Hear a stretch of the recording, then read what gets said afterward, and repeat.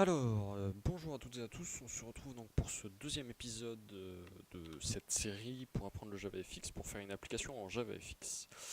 Alors donc, la dernière fois on s'était quitté sur ça, donc sur ce code-là, on avait fait... attendez, je mets juste un petit peu de prop, voilà. Donc on avait fait la scène connexion, on avait fait le main, qui est là, enfin, on avait commencé à faire le main, donc on avait fait la classe main, on avait fait quelques fonctions. Bouton unicorn, je crois. Oui, on avait fait ça. On avait fait image view, on avait fait rectangle unicorn, donc ces trois fonctions-là. On avait commencé à faire une première scène, donc qui est la scène connexion. On s'en était arrêté là et on avait mis notre première image. Alors, donc, on avait dit que ce qu'on allait faire, c'était le fait de pouvoir fermer la fenêtre et de pouvoir la minimiser. Ça va être assez simple à faire une fois qu'on a créé donc nos deux fonctions, qu'on a créé donc ces deux fonctions là, rectangle et button, parce que vous allez voir pourquoi. Vous allez voir que en fait, mince, je perds mes mots, que en fait déjà les rectangles ne vont plus être, enfin on ne va plus les utiliser une fois le launcher terminé, mais ils vont surtout être utiles pour le placement. Donc déjà, on a créé, le but du jeu là maintenant en fait, ça va être de créer en fait un bouton en transparence juste au-dessus de notre image qui est ici, et que le bouton en fait superpose ceci. Ça va être notre but. Seulement pour ce faire, en fait, ce qu'on va faire, c'est qu'on va créer un rectangle avec une couleur et une opacité que l'on va poser là. Et une fois qu'il est bien posé, on va prendre les coordonnées et on va créer notre bouton avec les coordonnées du rectangle. Et une fois que les coordonnées du bouton sont correctes, et ben le rectangle, on le jarte. Voilà. Voilà ce qu'on va faire pour le moment. Pour le moment, voilà. Ce qu'on va faire, c'est qu'on va créer notre rectangle. Donc, rectangle unicorn, on va l'appeler placement. Voilà. Ce qu'il me veut. Voilà, c'est bon. Donc ensuite, ça va être placement est égal à new rectangle unicorn. Et là, voilà, on va faire color.red. Donc là, on va le mettre en rouge. On mettra l'opacité après, vous verrez. Donc en X, on va les placer en 0, 0. 8, on va mettre du 50 par 50. Et on n'oublie pas le point virgule. Qu'est-ce qu'il me veut? Il veut que j'importe. Oui, alors il faut que j'importe lui. Voilà. Donc, notre rectangle est créé. Alors maintenant, on va lui mettre une petite opacité. Donc, placement.set opacity. Si je dis pas de bêtises. Oui, set opacity. Et puis là, je regarde juste ma petite anti-sèche.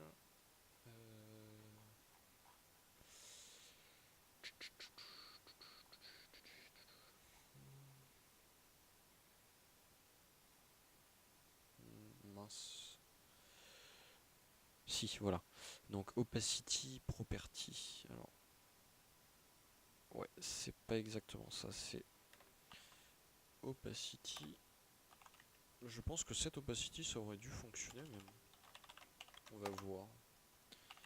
Cette opacity, on va mettre 0.8. Pour voir. Hop là. Donc maintenant qu'on a fait ça, on a créé notre rectangle. Il existe. Seulement, on ne l'a pas affiché. Pourquoi? Parce que pour l'afficher, il faut le mettre dans getChildren. Et si vous avez bien écouté, vu qu'on veut afficher plus de un élément, on est obligé de mettre add all. Ensuite, donc là, l'ordre a une importance. Donc en gros, tout ce que vous mettez avant,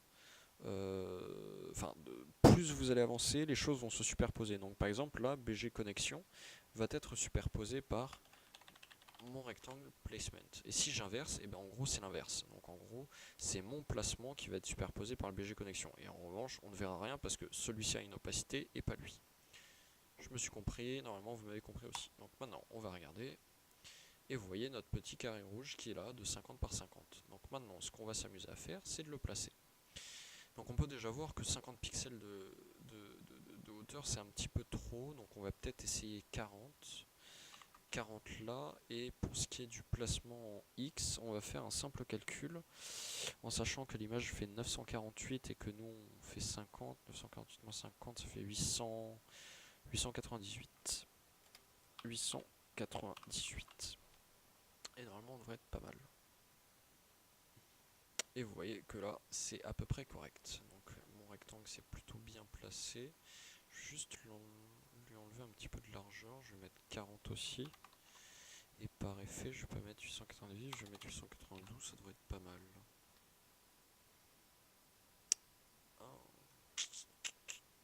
Un petit peu plus. On peut mettre 92, on va mettre 95. Après, c'est surtout au tâton qu'on va réussir. Vous voyez, par exemple, là, hop, faut que je rajoute encore un petit peu. On va mettre... on peut... Allez, on essaye direct 900. Et 900, c'est encore pas vraiment assez. On va essayer 910. 910 c'est trop, on va faire 905. Et 905 ça devrait être bon. Ah, pas encore. On va essayer 902. Et bien 902 on est pas mal. Donc voilà. Donc ça va être les positions XY de notre bouton. Donc on a créé le rectangle. Le rectangle est uniquement là visuellement pour nous dire notre bouton va être ici. Donc là, une fois notre rectangle créé, on a juste à copier les coordonnées. Donc hop, ça c'est fait. On va créer ici notre bouton. Donc on va l'appeler... déjà c'est button unicorn. Oui. B-U-T-T-O-N unicorn. Et on va l'appeler exit. Et ensuite, notre bouton, là, on va le faire exit est égal à new button unicorn. Tac. Donc tout ce qui est coordonnées, on colle. Et ensuite, ce qu'on va faire, effect, on n'en met aucun. Background, on n'en met aucun. Cursor, on met le cursor.end. Cursor.end. Donc en gros, ça va être la petite main de sélection. Là, normalement, il faut que je l'importe. Non? Ok, ouais, d'accord. Donc cursor.end et que je dise pas de bêtises, que j'aille voir. Et string, on n'en met aucun. Tac. Donc on met rien. Et là, normalement... Ah oui. Voilà, c'est ça, normalement. Et là, il va falloir que j'importe. Allez, voilà. Donc c'est lui, normalement. Voilà. Donc voilà qui est bon. Donc notre bouton est créé. Il s'appelle exit. On ne l'affiche pas encore, donc on va le rajouter. Hop, exit. Voilà, donc maintenant il est affiché et voilà, donc ce bouton existe. Et comme vous pouvez le voir, si je lance avec le cursor.n, on peut bien voir que voilà, mon bouton existe bien, il est là. Seulement pour le moment on ne lui a pas encore donné d'aspect. Vous voyez, quand je clique dessus, ça ne fait rien du tout. Donc pour ce faire, ça va être assez simple. Là par contre je vais regarder ma petite anti-sèche quand même. Voilà, ça va être super simple. Ce qu'on va faire, c'est qu'on va se mettre là. Donc on fait exit.setOnAction. Donc en gros, quand on va... Qu'est-ce qu'il me veut?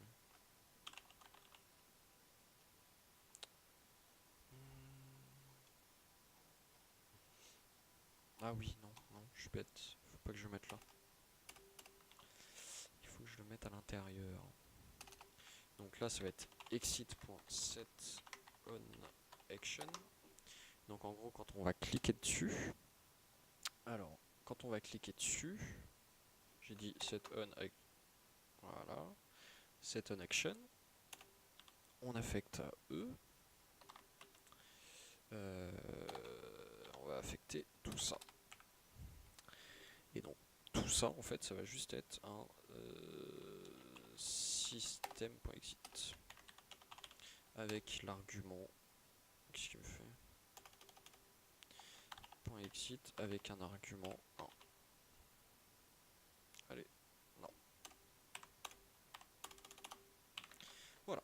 Donc en gros on dit que quand on clique sur le bouton exit, eh ben, on fait system.exit, ce qui a pour effet de fermer la fenêtre. On va pouvoir tester. Et voilà, ça me la ferme bien. Donc c'est super simple. Donc voilà pour le exit. Ensuite, donc on va faire exactement la même chose, mais pour le minimise, donc pour minimiser la page. Voilà, seulement au lieu de faire ça, bon, on met bien sûr minimise, et au lieu de mettre system.exit, on mettra main.primarystage.setIconified true. Voilà. Donc pareil, on crée un nouveau bouton, button unicorn.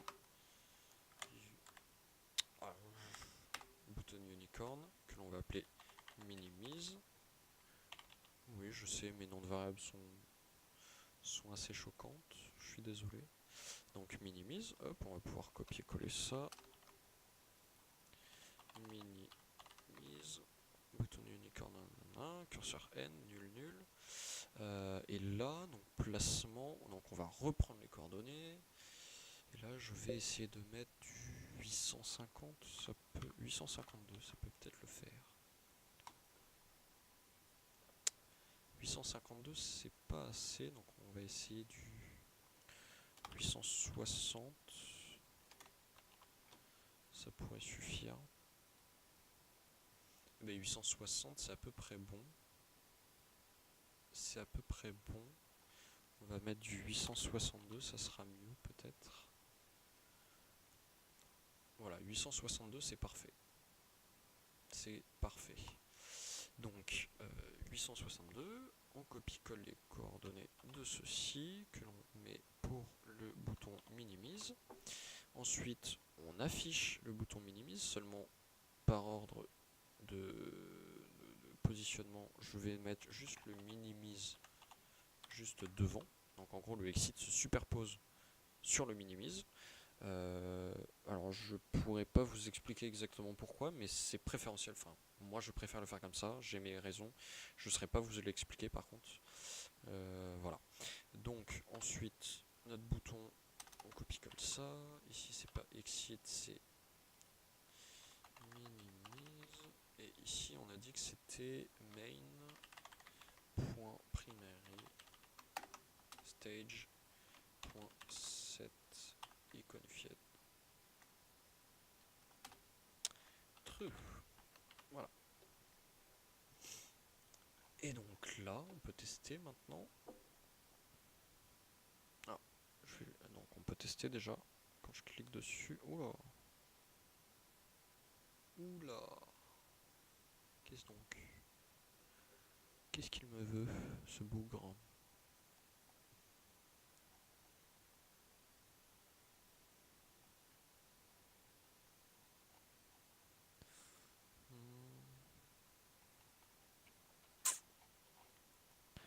Minimise. J'ai bien pris le même nom de variable. Oui. Main.primarystage.set.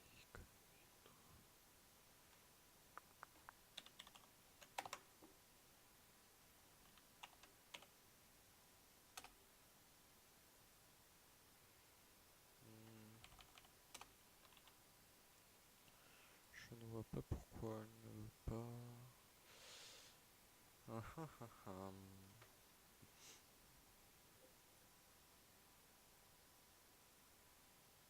C'est bizarre ça.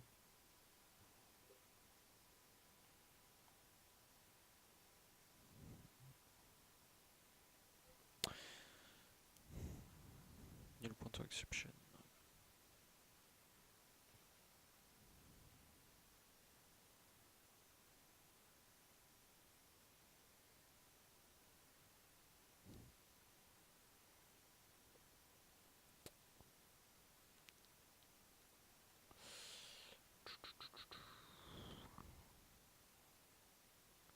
Ah, je pense peut-être savoir pourquoi. Non, même pas.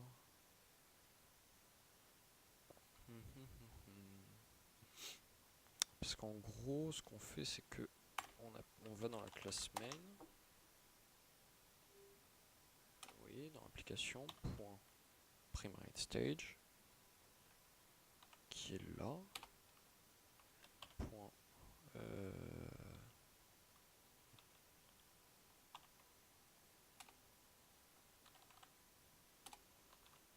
merde. Voilà. Je vois pas pourquoi il ne veut pas. Mais bon, soit, c'est son choix. Hein. Non, il veut vraiment pas.